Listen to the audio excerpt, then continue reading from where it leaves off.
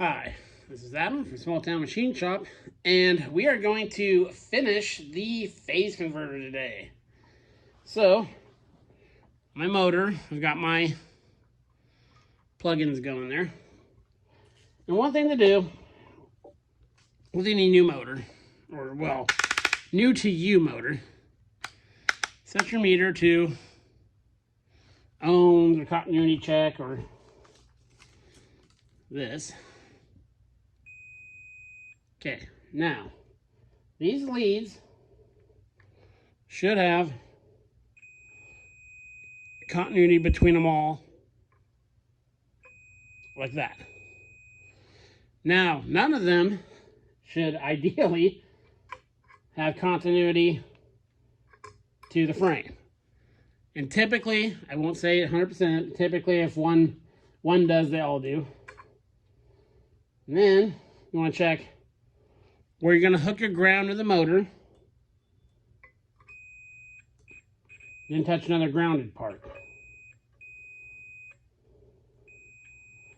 As you can see, this base is grounded to the motor, is hooked to the motor, and it's all going to be grounded together. See? There we go. Okay. So got that out of the way. And rotation, that's just from when it was hooked to the compressor it was hooked to. So we have this, let me zoom you. A little zoomy poo there. Down here.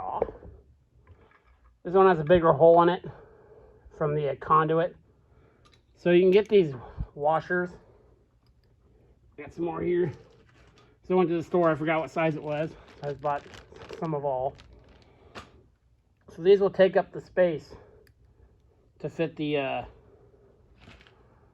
into a wiring plug there. So we'll do,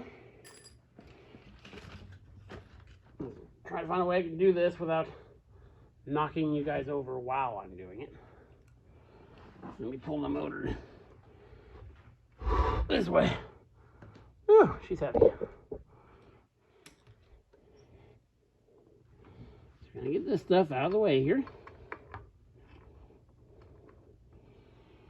I really like these, the way Bowder Motors started. I don't know when they started it, but the wires, not only do they have the numbers on them, but they're also differently colored.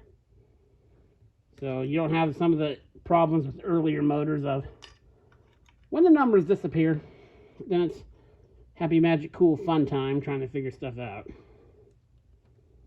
So, got a washer there. This is going to end up coming out the back end. So I'm going to sweep my wire over there. Bring them up. Come on. Come on. There we go.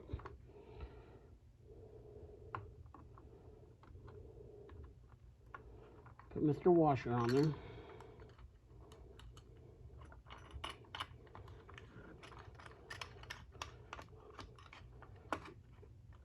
Find my screwdriver, the screwdriver of tightening.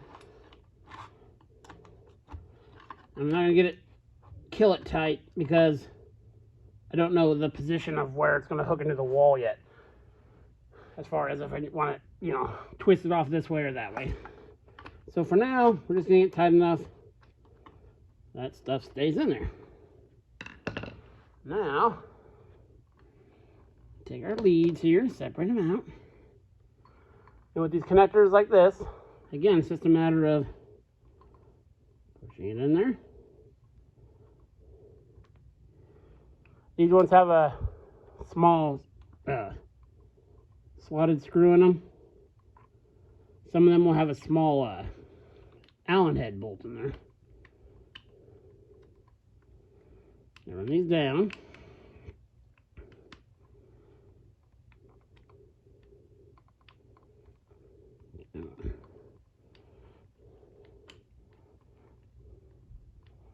Make sure my hands are covering as much of this as possible so you can only see the twisting of my hands. Okay, mission accomplished.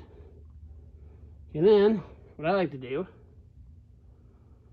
And this is from working out in the field and pumps and stuff. I like to wrap them in electrical tape. Now you can do, I do like big pumps out in the field. I do electrical tape, and then there's that more abrasive tape with a rougher surface. But this will be perfectly fine for this. And the reason I am using red is because that is the first roll color of tape that I found. Wrap this guy up. Keep it nice and tight.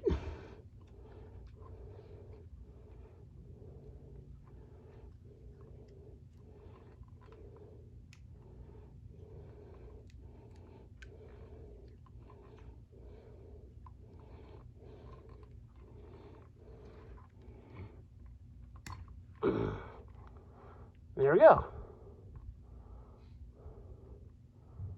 Looks nice, doesn't it? Yeah. And then we'll essentially do the same with the other ones. Keep them out of a bind if I can. Insert. Tighten. Block picture with hands.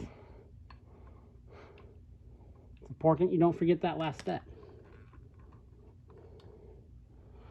And wrap with tape. So I'll get those all done and I'll bring you back. Okay, we got them all wired in there. Put our cover back on. And of course, you just want to be mindful, you know, not to pinch anything in the cover. This cover, thankfully, is pretty generously sized. I've done some motors that were very not friendly for the size of wire that was going into them. And you can reorientate on a lot of motors these covers. Like this one's a bottom feed. We're just changing the bolts on the inside where this bolts to the motor. You can very easily make this one a top feed or even, I think, a side feed. So don't feel like that's a 100% limiting factor. You could too, if I suppose, get chassis punch and punch a hole in the top. If yours doesn't do that, you know, just be, don't do it when there's anything in there, of course. See, I just want to run, you know, make sure nothing's pinched. Put these guys down. A lot of these seals too will have a gasket in there. It's a pretty common thing to find. And especially if the motor was going to be outside, you would want that. If I'm working on an outdoor motor that doesn't have a gasket, or it tore in the field, I will get everything done, check the motor, make sure everything's running correct direction, all that. And I'll actually silicone over that to keep the moisture out.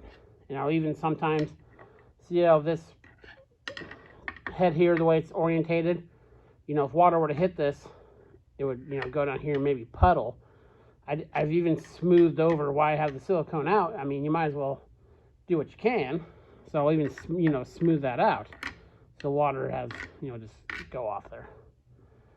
So yeah, the motor's wired. Now I need to clear enough of the floor and sweep it to get the motor over to its new home. So I will do that. As interesting as you watching me drag a motor across the floor would be, you'll just have to picture it in your minds today. I'll bring you back. Okay, so I got the motor in place. Everything in here. Now, I forgot to mention this. The main reason I'm used to wrapping these in tape all the time is in the field, you'll often come across those brass ones, you know, that have the nut. You tighten the nut against it and there's the wedge in there. That's typically what I see in the field, so I'm just used to wrapping them. So that's what I do. So all that's left is to put the cover on this guy and put a clamp on there, and I'll bring you back. Okay, we're all wired in. Maybe I should eventually take the tag, the auction tag off the converter.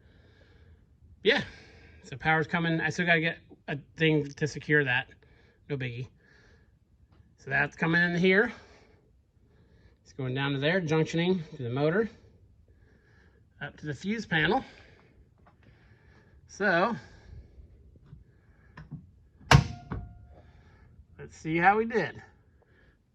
Tomorrow we'll kick the thing on. Sorry to tease you there, but I couldn't help myself. Sorry.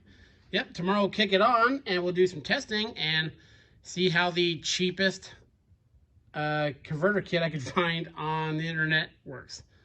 This is Adam from Small Town Machine Shop. Please comment, like, and subscribe, and thanks for watching.